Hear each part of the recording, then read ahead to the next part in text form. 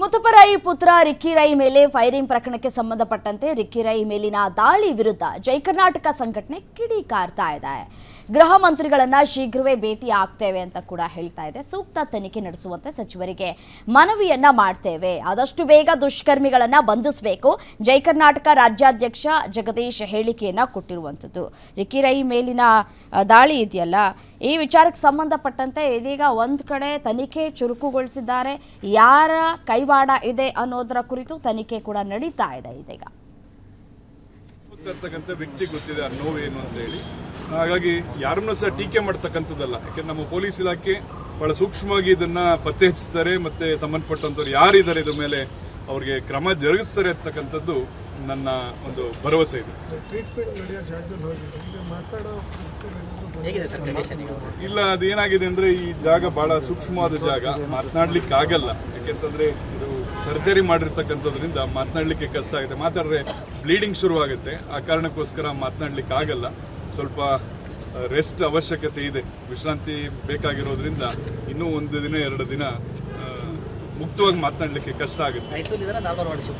ವಾರ್ಡಿಗೆ shift ಮಾಡಿದ್ದಾರೆ, but ಅದು special care ಅಲ್ಲಿ ಅದನ್ನ ನೋಡ್ಕೊಳ್ತಾ ಇದ್ದಾರೆ. ಇಲ್ಲ ಇರ್ಲಿ, ಯಾಕೆಂತಂದ್ರೆ ಒಂದು ಆಘಾತಕ್ಕೊಳಗಾಗಿದ್ದಾರೆ. ಯಾಕೆಂದ್ರೆ ಅನಿರೀಕ್ಷಿತವಾಗಿ ನಡೆದಿರ್ತಕ್ಕಂಥ ಘಟನೆ ಇದು.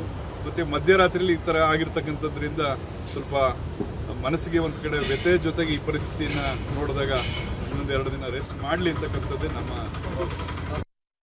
ಅನುಭವಿಸ್ತಾ ಇರ್ತಕ್ಕಂಥ ವ್ಯಕ್ತಿ ಗೊತ್ತಿದೆ ಆ ನೋವೇನು ಅಂತ ಹೇಳಿ. ಹಾಗಾಗಿ ಯಾರನ್ನೂ ಸಹ ಟೀಕೆ ಮಾಡ್ತಕ್ಕಂಥದ್ದಲ್ಲ. ಯಾಕೆಂದ್ರೆ ನಮ್ಮ ಪೊಲೀಸ್ ಇಲಾಖೆ ಬಹಳ ಸೂಕ್ಷ್ಮವಾಗಿ ಇದನ್ನ ಪತ್ತೆ ಹಚ್ಚುತ್ತಾರೆ. ಮತ್ತೆ ಇದೀಗ ರಿಕ್ಕಿ ರೈ ಕುಟುಂಬಸ್ಥರ ವಿರುದ್ಧ ಗಂಭೀರವಾದಂತಹ ಆರೋಪ ಕೇಳಿ ಬರ್ತಾ ಇರುವಂತದ್ದು. ಅವರ ಮಲತಾಯಿಯೇ ಈ ಒಂದು ಸುಪಾರಿ ಕೊಟ್ಟಿದ್ದಾರೆ ಅನ್ನುವಂತಹ ಆರೋಪಗಳು ಕೂಡ ಕೇಳಿ ಬರ್ತಾ ಇದೆ. ಆದರೆ ಯಾರು ಇದನ್ನ ಮಾಡಿಸಿದ್ದು ಅನ್ನೋದು ಕೂಡ ಸದ್ಯಕ್ಕೆ ಇನ್ನು ಯಕ್ಷ ಪ್ರಶ್ನೆ ಆಗಿರುವಂಥದ್ದು. ಈಗಾಗಲೇ ತನಿಖೆಯನ್ನ ಕೂಡ ನಡೆಸ್ತಾ ಇದ್ದಾರೆ. ಸ್ಥಳದಲ್ಲಿ ಯಾರೆಲ್ಲ ಇದ್ರು, ಇನ್ನು ಡ್ರೈವರ್ ಕೊಟ್ಟಿರುವಂತಹ ಹೇಳಿಕೆ, ಡ್ರೈವರ್ ಕೂಡ 4 ಜನರ ವಿರುದ್ಧವಾಗಿ ಅವರು ಹೇಳಿಕೆ ಕೊಟ್ಟಿದ್ದಾರೆ. ಸೊ ಹಾಗಾಗಿ FIR ಕೂಡ ದಾಖಲಾಗಿದೆ, ತನಿಖೆ ಚುರುಕುಗೊಳಿಸಲಾಗಿದೆ. ಮತ್ತೊಂದು ಕಡೆ ಇದೀಗ ರಿಕ್ಕಿ ರೈರವರ ಪರಿಸ್ಥಿತಿ ವಿಚಾರಕ್ಕೆ ಸಂಬಂಧಪಟ್ಟಂತೆ ನಾವು ಮಾತನಾಡ್ತಾ ಹೋಗೋದಾದ್ರೆ ಅವರ ಆರೋಗ್ಯದಲ್ಲಿ ಸ್ಥಿಮಿತ ಕಾಣ್ತಾ ಇದೆ. ಈಗಾಗಲೇ ಮೂಗಿನ ಆಪರೇಷನ್ ಕೂಡ ಆಗಿರುವಂಥದ್ದು.